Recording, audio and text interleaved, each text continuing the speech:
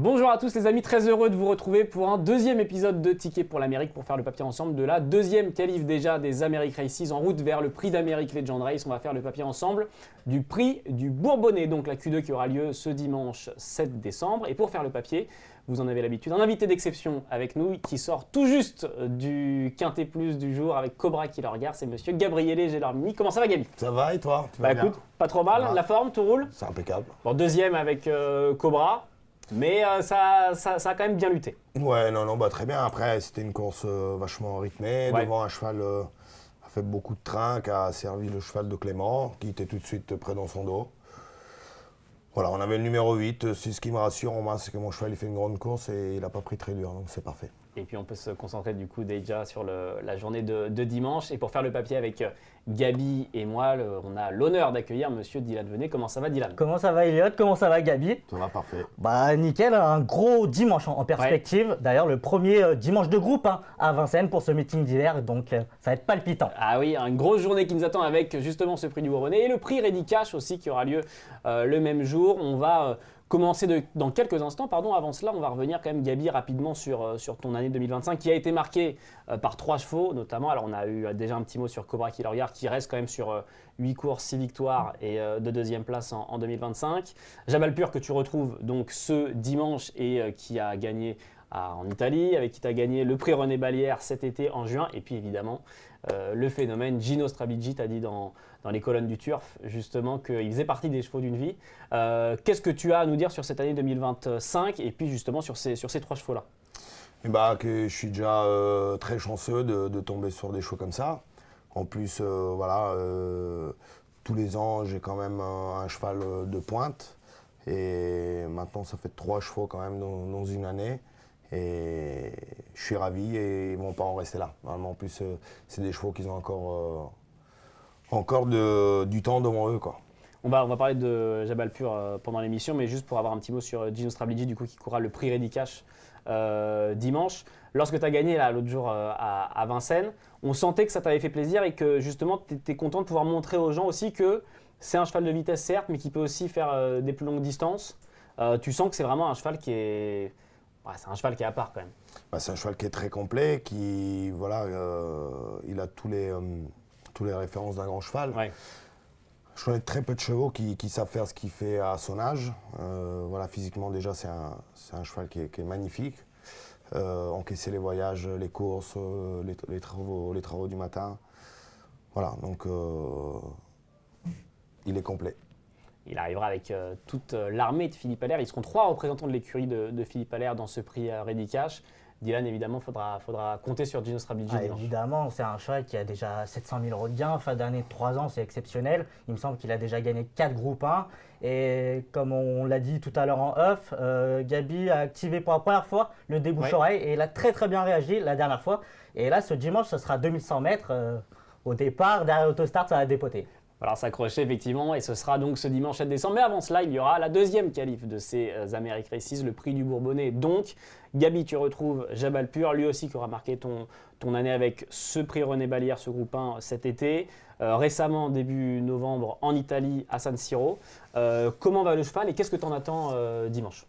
Le cheval va très bien, il est en très bel état, en grande forme, il était préparé pour cette deuxième qualif. Maintenant, l'objectif, c'est évidemment les 4 premiers. Dans la qualif, si on gagne, on est deuxième. Si on est dans les 4, c'est l'objectif. Le but, ce serait de le qualifier le plus vite possible pour justement, comme tu disais, que la préparation puisse se poursuivre sans accroc. Arnaud et Alain, c'est ce qu'ils veulent faire, de le qualifier le plus tôt possible pour être serein et pouvoir travailler comme ils ont fait avec le cheval jusqu'à maintenant. Dylan, Jabalpur, c'est une première chance avant le coup dimanche? Ah oui, c'est une toute première chance ce dimanche. C'est un peu une révélation, Jabalpur. On ne le connaissait pas parmi l'élite des chevaux d'âge. Et d'entrée de jeu, dans le René Ballière, boum, record de Vincennes. Une 8-7 d'entrée de jeu et il s'offrait ce jour-là Gone Boy qui venait de remporter l'Elite Cup tout de même. Il a confirmé ensuite, par la suite, et je trouve que la dernière fois, il a été grandiose. Gabi peut nous le dire, face à une XS Bleu. On pensait que c'était un petit remake de Solvala, une XS Bleu, qu'il avait mangé Jabal Pur cette fois-ci. Mais Jabal Pur, il s'est montré extrêmement solide pour l'emporter. Juste, j'ai une petite question pour Gabi. Au niveau de la distance, on l'a vu beaucoup sur la vitesse. Ouais. Jabal Pur ces derniers temps, notamment sur piste plate, 2100 mètres ou sur le mile. Les 2850 mètres de la grande piste, qu'est-ce que tu en penses pour ce dimanche? Écoutez, je pense qu'il n'y a pas de problème pour ça. Le cheval, il a déjà gagné à un niveau inférieur, mais donc d'excellents chronos sur la longue distance. C'est un cheval qui ne tire pas, qui est sympa. Et puis je pense quand même qu'il est l'atout de ne pas avoir vu Vincennes depuis le René Balière. D'accord. C'est aussi bien. Oui, effectivement. Ouais, Sur ça la peut- longue distance, il avait battu tête et corne à un certain Jingle Dupont. Il me semble Ouais. qu'il a gagné la finale du Grand National du Non, Trot. non, non, mais derrière.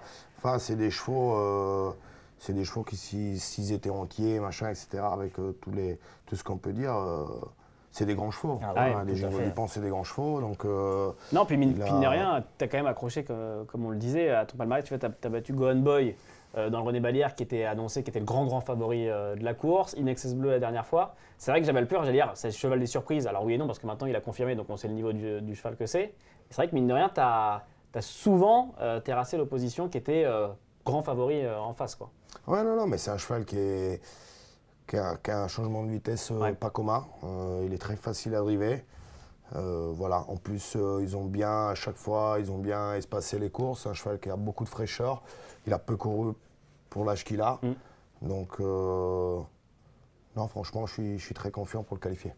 On rappelle un 4 qualifiés dans ces épreuves qualificatives ce dimanche notamment. On a déjà 4 qualifiés. Parmi eux, 3 vont recourir dans ce prix du Bourbonnais, parmi lesquels Borubs Victory, que je vous dis pas de bêtises, Josh Power et il me manque le troisième qui est J'aime le foot. Voilà les trois qualifiés qui vont recourir déjà dans ce prix du Bourbonnais. Il y aura 4 nouvelles places à aller chercher.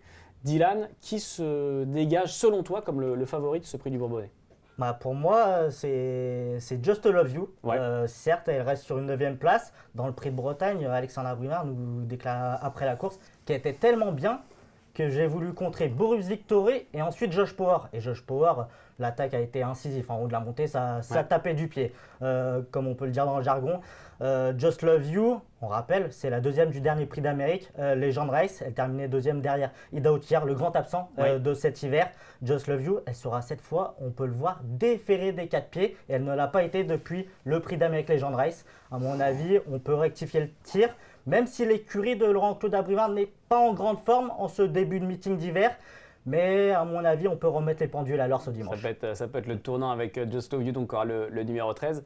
Gabi, avant le coup, qu'est-ce que tu crains le plus dans cette course? Eh ben, il y a un cheval qui a très bien fait l'hiver dernier, qui a laissé une grosse impression l'autre jour, une écurie en forme, un driver en forme, c'est Keep Going. Ouais.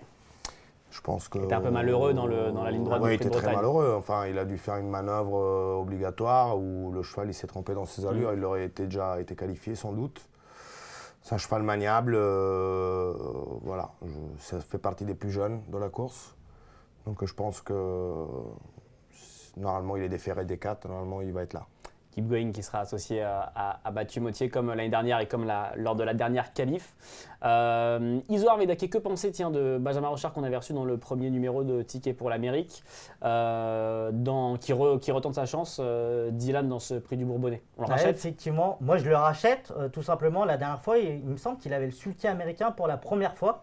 Et Benjamin Rochard, dans les colonnes de Paris Turf, il déclarait qu'il n'était pas très à l'aise. On le voyait, il était obligé de pianoter avec Isoard Vedake, il n'a pas pu prendre la tête, il était obligé d'évoluer en épaisseur.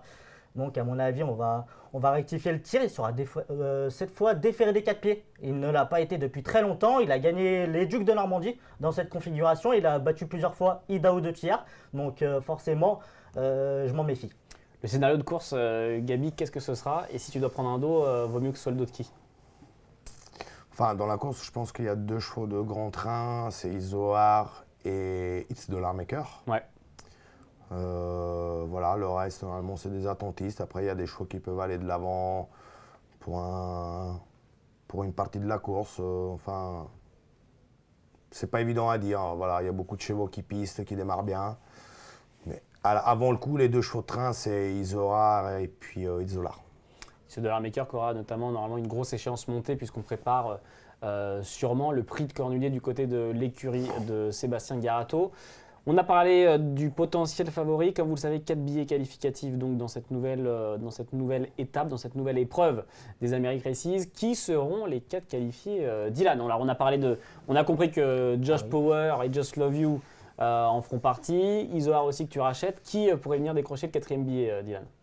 J'aime bien Boris Victory, même s'il s'est déjà qualifié. Ouais. Boris Victory, il a fait un truc. C'est l'une des grosses impressions du Prix de Bretagne, la qualif 1. Ce jour-là, il a dû évoluer en épaisseur dans la descente.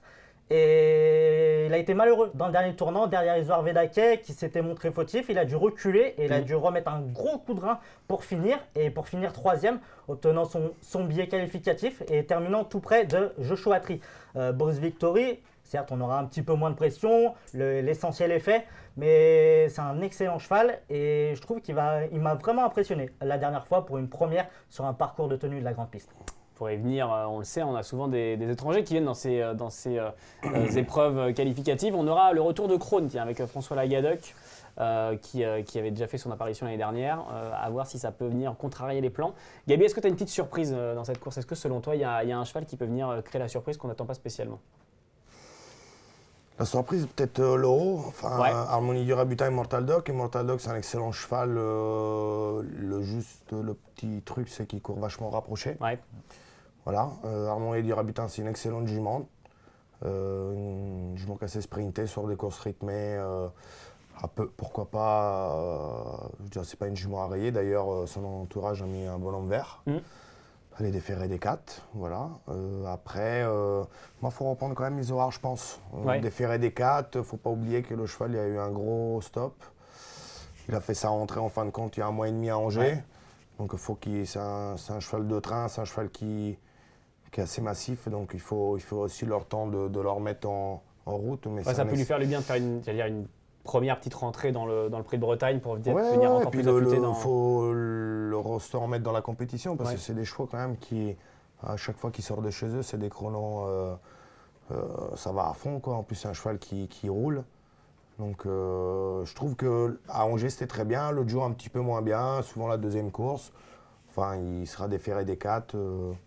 Je vois une vraie chance. Après, Borbos Victory, j'adorais l'autre jour, j'adore ce cheval, maintenant il est qualifié.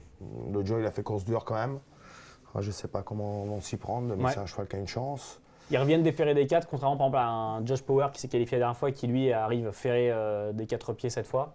Josh Power, je ne sais pas les intentions de Sébastien, mais normalement, voilà, ferré des 4, il va faire bosser son cheval, je pense. Préparé au mieux pour la belle. Ouais, voilà, je pense.